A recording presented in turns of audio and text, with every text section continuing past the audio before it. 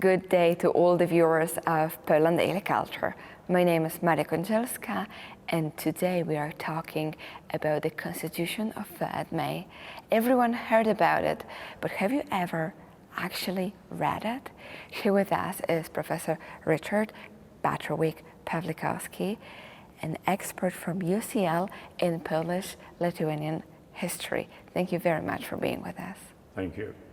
We have this pleasure in being in the Royal Castle in Warsaw, rebuilt of course, but in the same place where the Constitution was passed. You have the Constitution here with yourself. Please tell us actually what's inside.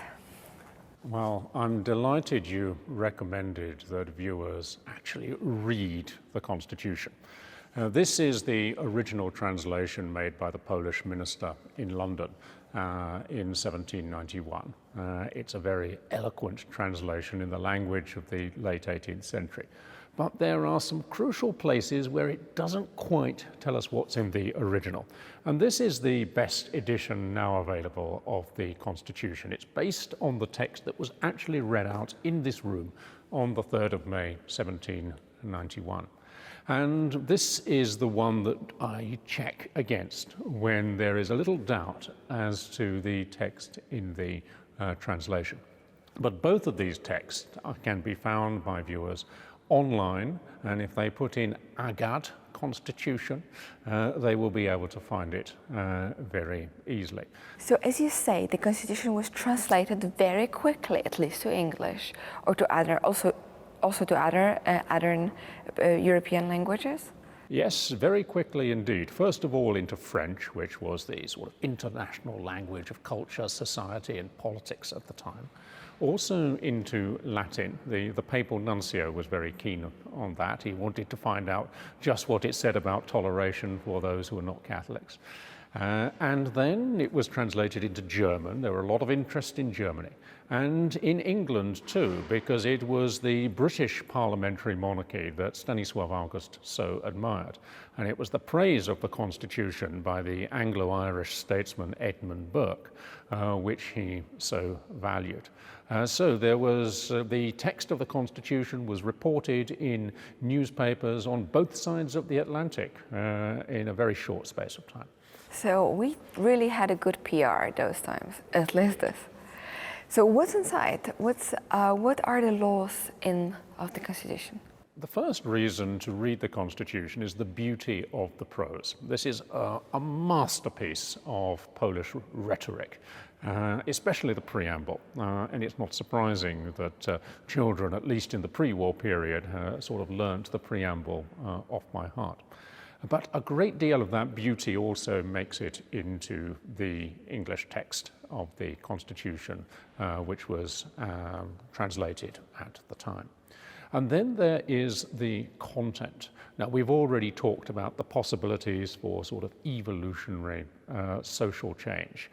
The peasants, although serfdom was not immediately abolished, there were between the lines provisions which meant that anyone who immigrated into the Commonwealth, even if they've lived in the Commonwealth before, were, from the moment they stepped foot on Polish soil, a free person able to go to a town and learn a trade, or able to contract their labor in order to run a farm in the countryside.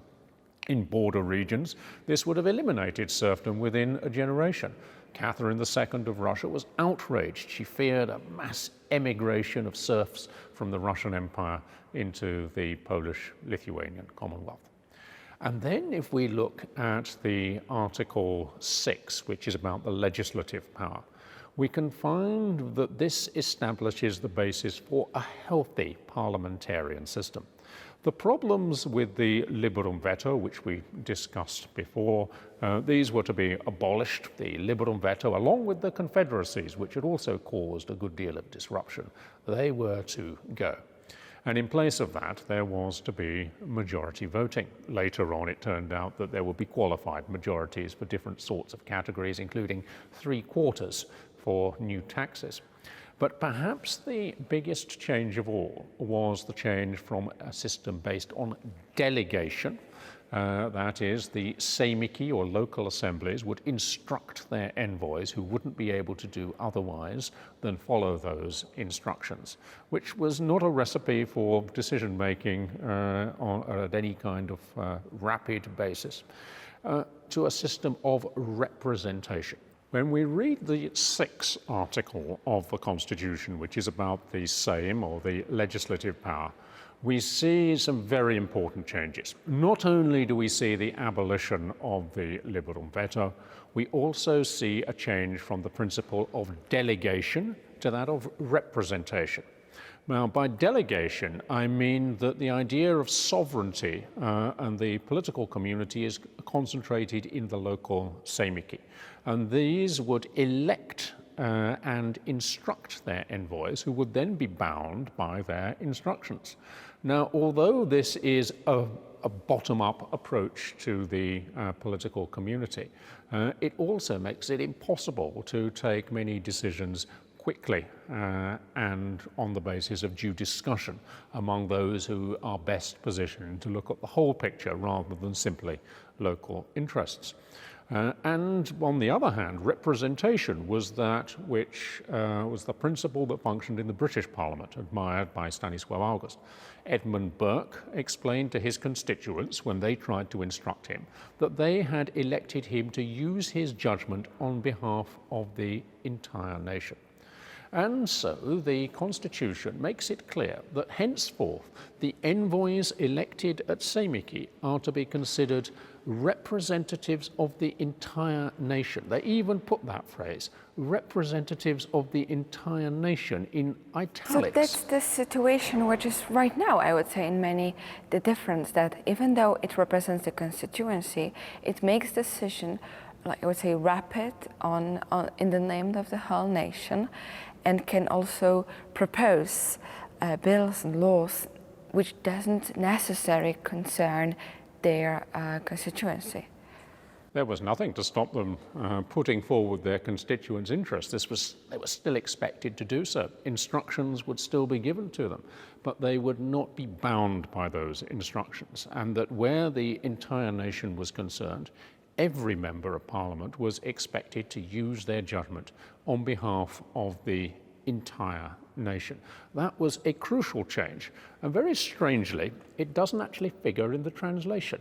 There is a reference elsewhere to representatives of the nation, but that crucial phase about representatives of the entire nation, in them reposing our trust, is somehow absent. Maybe it was just too obvious to be fitted into the English translation in that particular context, but it is one of the most important phrases in the entire Constitution. So basically this change could make the system much more quicker when it comes to passing the bills and the laws, because the invoice didn't need to all the time come back to its constituency and ask for permission when it comes to passing the law. Yes, the need to go back to the seimiki to get, for example, grants of taxation accepted had really slowed things down for much of the 16th and 17th century. And if we look at the speed of parliamentary deliberations in the year that follows the Constitution, it's extraordinary.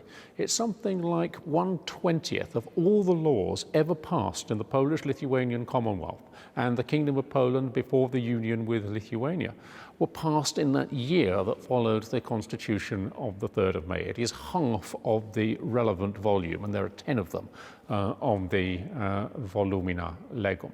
So it was a real feat of legislative activity.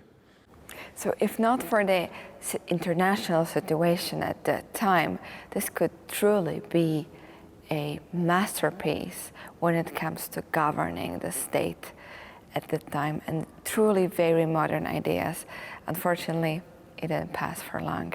If you could, just to wrap up this episode, if you could read to us the preamble of the Constitution. With pleasure. Persuaded that our common fate depends entirely upon the establishing and rendering perfect a national constitution. Convinced by a long train of experience of many defects in our government, and willing to profit by the present circumstances of Europe and by the favourable moment which has restored us to ourselves, free from the disgraceful shackles of foreign influence, prizing more than life and every personal consideration the political existence, external independence, and internal liberty of the nation, whose care is entrusted to us, and desire us, moreover, to deserve the blessing and gratitude not only of our contemporaries, but also of future generations, for the sake of the public good, for securing our liberty and maintaining our kingdom and our possessions, in order to exert our natural rights with zeal and firmness, we do solemnly establish the present Constitution. Children used to learn this preamble by heart. Maybe this is a good challenge also for you, the viewers of Poland Daily, and thank you very much for being with us.